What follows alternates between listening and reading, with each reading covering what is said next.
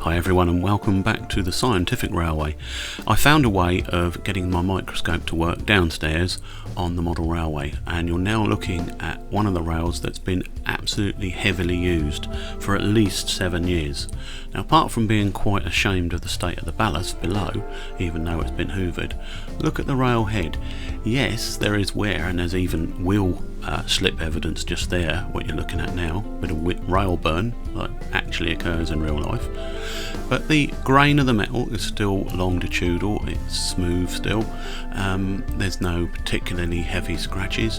What you're looking at is just some well used rail, which is what you'd expect. So I've cleaned this with the Pico rubber for that 7 years. It's not weekly, but most of the time it's IPA or a quick run round with the track cleaning coach that you've seen before in my previous videos. But the rubber nonetheless has had many uses over this bit of rail. But God, look at that gap, it looks cavernous, doesn't it? But it looks closely joined up. Yeah, amazing, this microscope. But yeah, this is well used bit of rail. There's no pitting on the head where the drains run.